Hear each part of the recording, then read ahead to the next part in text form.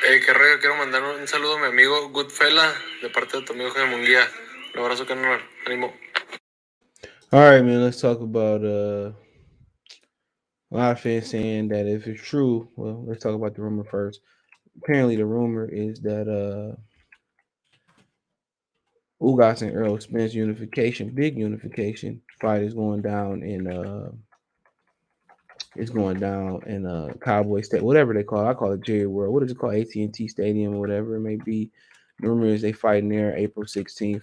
What's so funny is somebody put it out like on January 11th on Twitter, and nobody really paid attention to that man tweet. Somebody put it out there a long time ago, and apparently that's where they fighting at. But check out the welterweight playlist. All right, so apparently people saying that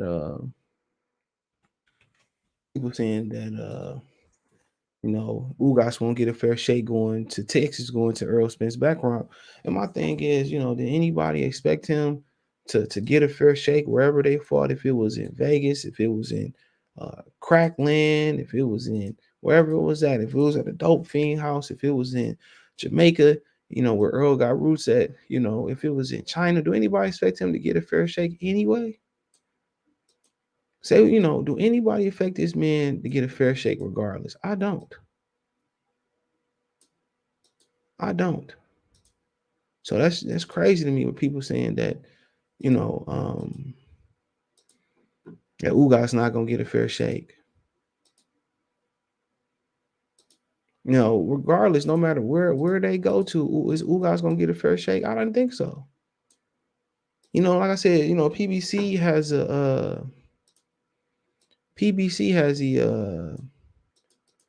they really have a reputation for robbing their own fighters. Honestly, there's a reputation of that. When they brought Felix Diaz back to the ring to give him a decision that he earned,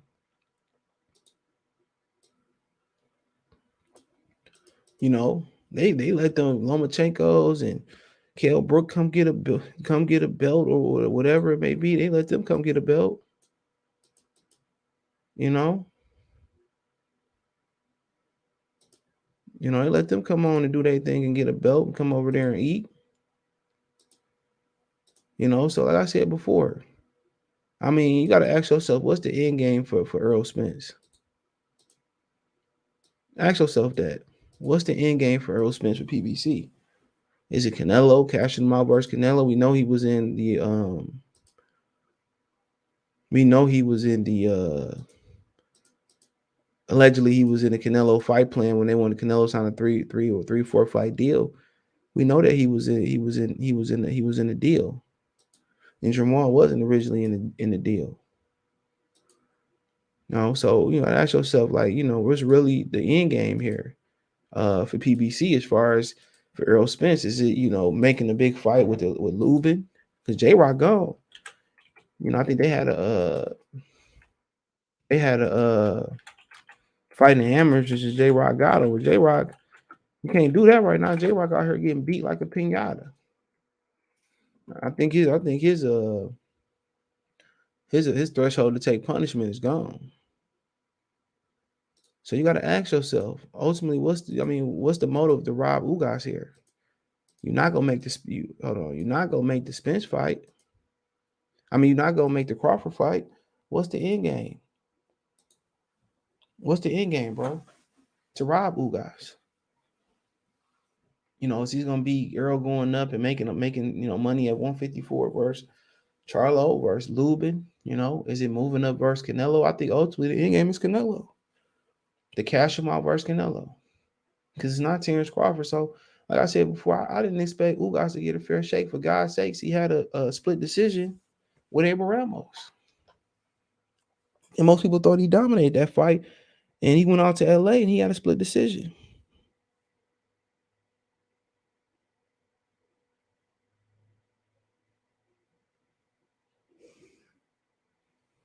You know? So, come on. Come on, man. But most people don't even recognize him as a top 5 welterweight. When you just say take away the belts and just rank the names, what you think? Errol, Terrence. People gonna put a lot of these fanatics gonna put Boots in there. Some people gonna put Virgil Ortiz in there. You know what I'm saying? And then you might think about him.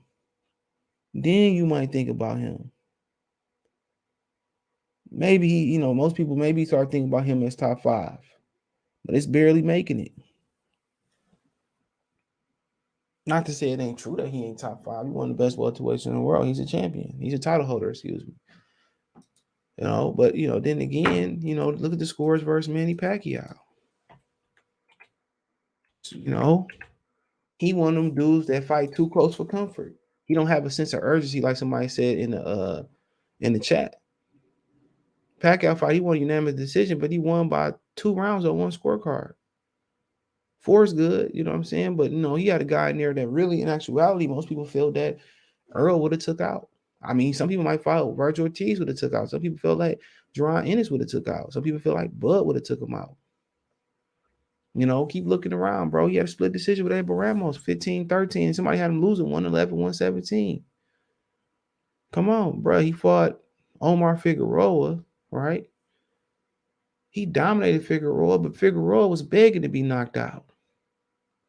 They got robbed by Sean Porter, for God's sake, for a guy who always on the wrong side of decisions. So, like I said before, I don't think if they do rob, it's not gonna be an outcry.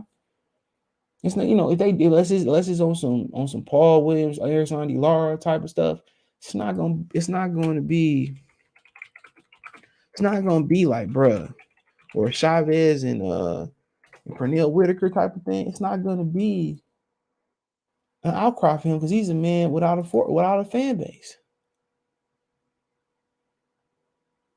Rob the shit out of Lara. There's somebody else's scorecards, I think it is.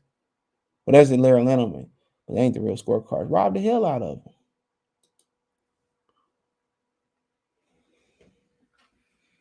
So you got to ask yourself, bro. I mean, he fights a robbable style. And with Errol Spence, no matter what the narrative is about Spence, is he ducking? Is he not ducking? Whatever, he has popular opinion. He can do what he want to do, and people still gonna ride with him. The writers just not start thinking about. They really not just start even like writing like semi things about him ducking Terrence Crawford. This shit been going on for years. They not even writing real gully type stuff, bro. They not really even get nasty with it.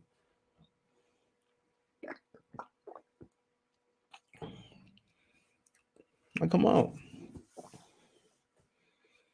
They just starting to kind of just thinking about it. Maybe he might be ducking for real, but everybody been new. Everybody been new behind the scenes. What's been going on? The sanction belt bodies, the promoters, the managers. Man, hear from them all. Hear from them all. Hear from them all.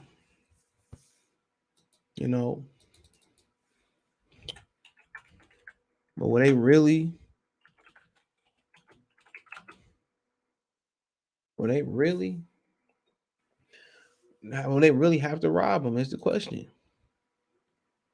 Oh, he got to go to Dallas, Texas. Well, Texas, at the end of the day, Texas has a biasness towards Latino fighters. Juan Diaz. I mean, there is a biasness there, but I don't think it's a biasness for Negroes. If Charlo and Canelo fought in Houston or Dallas, San Antonio, wherever you want to put them at, if it's a close fight, or if Charlo won, what y'all think gonna happen? They gonna give it to Canelo. It used to be Mexico. Remember Floyd said that in a Tank press conference he beat Cruz. He said, "Man, this used to be, this is basically Mexico." And Tank was just looking there like, "Huh?" Yeah, this was in Texas. Yeah, I had to remember this was in Texas. And Jesse James Lehigh got a split decision on a co-main event.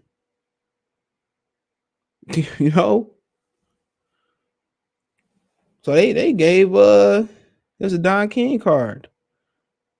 They gave Hispanics two robberies that night. Nobody talk about Jesse James Lehigh and who was it? I forgot that quick. And let me look it up. the lay high and Azuma Nelson, excuse me, robbery. You know what I'm saying? Or split decision that way. Why talk about that? And if you get a split decision, that's really a win if you the other going to Texas. That's really a win. But they act like, Earl, Ugas about to get stripped of his dignity like they did Pernell and Lara. Yeah, like that's about to happen. Like I said before, he fights a very robbable style. He fights a very robbable style.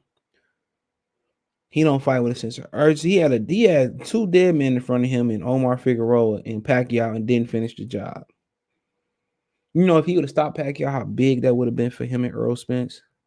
How bigger it made the fight. She would have made it even big. Paul Williams and Lara fought in Atlantic City. Paul Williams was the house fighter there, basically. Wherever these Cubans go, they gonna be they're not gonna be the house fighter. Don't matter. Even if they in Florida, nobody care about Florida. I mean, in Miami, nobody care about boxing in Miami. Even if they go down to Miami, they still the underdog regardless. So I mean, like I said before, I'm not concerned. I'm not concerned about a robbery.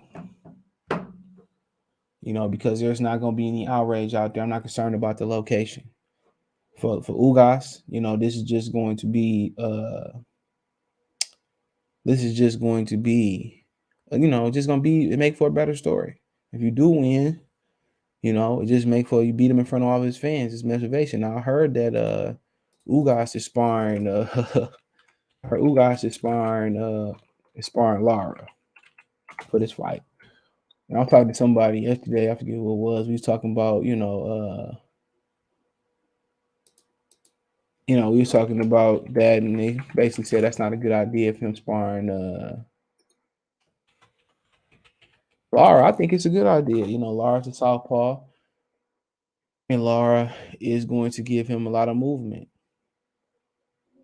I think that's a smart thing to do. I'm getting a picture of him and Lara, but I think that's a smart thing to do is to spar Lara. Lara gonna give you a lot of movement. And Errol Spence been boxing a lot more. A ton more. Since like the Kell Brook fight and Campo fight, whatever it may be, he been boxing a lot more. So, like I said, if you can cut the ring off on Lara, you know what I'm saying, you cut the ring off on Spence, and then Lara probably got more thump in his left-handed Spence anyway. So to me, just looking at it, it's to me looking at it, bro. To me, it's smart. Now you're not gonna get you got to get other sparring partners to emulate or mimic, to mimic him coming forward. So that you do got to have. You got to have just in case he start walk you back, or you feel like you put so many rounds in the bank, you want to cruise, or you outboxing Earl and he just want to come forward and be aggressive. You got to have you got to have you got to be prepared for that too. But yeah, I think Lara is actually pretty good, bro. Cause that's what Ugas do. That's what Ugas do. That's what he do. I mean, that's what Lara do. Ugas want to cut the ring off. He press you, but Ugas cut the ring off, man. In his game, he like to come forward. He able to cut the ring off, man. It's gonna be interesting.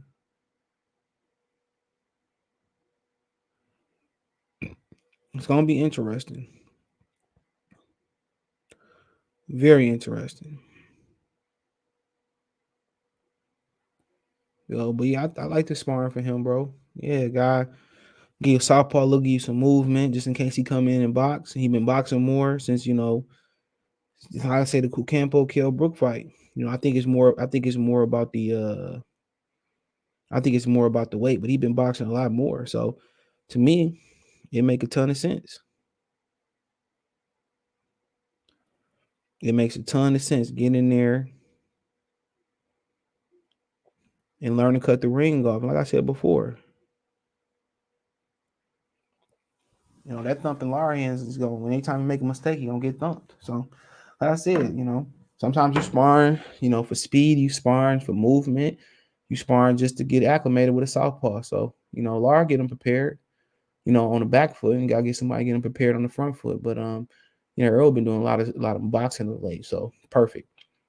Walking the guy down, getting your left hand off. You know what I'm saying? And how big is Lara, by the way? Hold on. As far as height, and he fighting. I think he ranked out middleweight as the regular champion until they get rid of it. So he like 5'9". So yeah, perfect sparring partner. 5'9", same height as Spence. He 38 though, and 75-inch arms. So a little longer than Spence, but yeah, perfect. But this is my opinion, man. But let me know what you girls and guys think. You find me on Twitter, Facebook, Instagram. If you want to reach out for whatever reason, chop it up, whatever video request, hit me up. Want to make a financial donation? Cash App, Venmo, CJ Good 313. PayPal link in the description. Appreciate the love and support. Best way to support me: comment, thumbs up the video, share the video, subscribe to the channel, subscribe button, bell icon button, hit all notifications, increase chance, get notifications. Peace.